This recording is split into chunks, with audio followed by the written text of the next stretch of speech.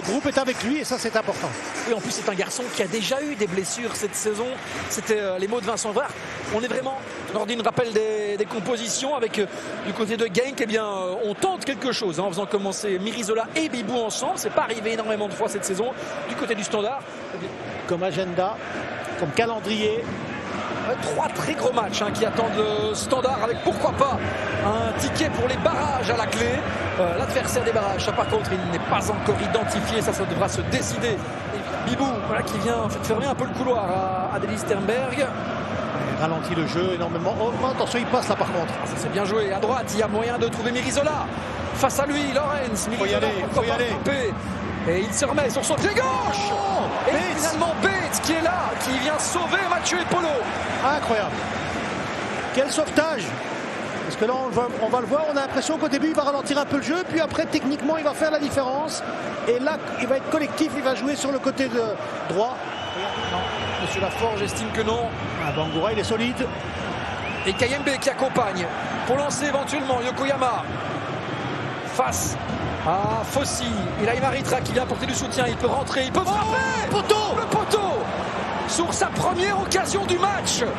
Ayumu Yokoyama, il est monté au jeu il y a une poignée de secondes. Ouais, mais lui en tout cas il prend des décisions rapides. Crochet et hop on frappe, on enroule, on enroule tellement bien qu'elle tape le poteau.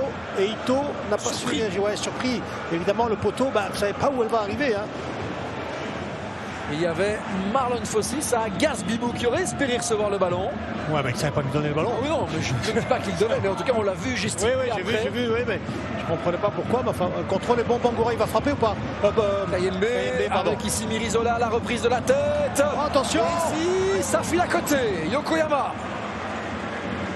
Est-ce qu'on va le voir? Regardez, là je croyais que Kayembe allait frapper, il met le centre. Là on remet bien, il vient. Ah, il va essayer de la remettre. Là il est bon, là il doit prendre en vitesse. Saïd face à Smets. Il lève la tête et il voit dans la profondeur Denis Sayensa. L'appel est bon. En retrait, il y a Mortensen, mais il rentre dans le jeu. Rafa frapper. Est-ce qu'il peut frapper? C'est dévié, ça file à côté. Oui, c'est un peu étonnant. Et je pense comme elle est déviée, elle va accélérer. Il est battu. Genk est en marquage. Ça va arriver vers Otekit. Et l'arrêt de Brugmans. La première grosse occasion du Standard dans cette rencontre. Ouais, exactement, elle est cadrée. On va revoir ici.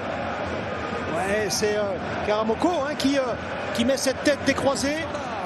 Il a Imaritra pour Ayensa à sa gauche. La balle qui arrive. Il faut frapper. Denis Ayensa et le retour de Zakaria Elouadi. Il doit frapper ce genre de ballon. Ayensa, c'est un attaquant. Alors c'est bien d'être collectif, mais il a une possibilité de frappe.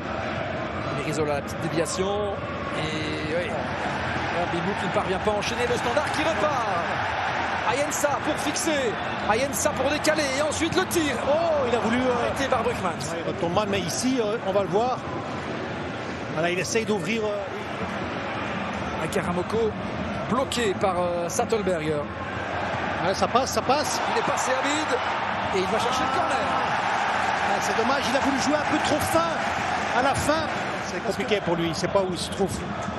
Oh, attention, il est seul, Ito. Ito qui contrôle, qui lève la tête, qui centre. Et Polo qui doit intervenir. Coup de quoi à suivre pour le KRC Genk. Le Standard récupère très haut sur le terrain. Heureusement qu'il est là, Kongolo. Mortensen avec ici un ballon pour Saïd. C'est sur Brugmans. Vous allez voir. Il n'y croit pas vraiment. Voilà, regardez. Il ne voit pas bien le ballon, donc il touche un petit peu. Il frappe. Yokoyama, il y a l'appel de Mirizola, il ne l'a pas vu. Ça va tenter plutôt le deuxième poteau pour Bibou. Elouadi pour contrôler. Ça se referme devant Zakaria. Attention, c'est contré. Ouais, ça a failli surprendre Mathieu Epolo. Elouadi, on va le voir parce que son contrôle ici, là, c'est pas. Il l'emmène un peu trop loin, donc c'est pour ça qu'il doit. Il y a le geste. Après, est-ce qu'il a touché ou pas? C'est la question. On est trop loin pour voir. Yokoyama qui peut rentrer, qui peut enrouler. Et Bates qui dégage. Kayembe pour frapper. Oh, L'arrêt monumental de Mathieu Epolo. Et il faut aller la chercher. Franchement, dans le deuxième ballon, attention au Standard, c'est pas la première fois. Ils sont pas là. Elle est déviée par Bates. Thomas à sa gauche, Abid à sa droite, Nkada qui fait le sprint de sa vie. Habit qui va retrouver Teddy Thomas dans le rectangle et Brugmans qui doit propulser ce ballon dessus. Attention à Thomas.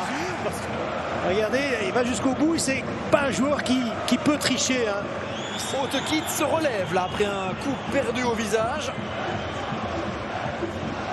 Attention, ça commence à pousser de la part de Genk. Hein. Ito pour frapper, Ito pour tirer sur Epolo. Autant il y a eu pas mal d'arrêts de jeu en première mi-temps, ce fut moins le cas en deuxième. Et Rabi pour Nkuba. Nkuba qui peut frapper, Epolo qui intervient.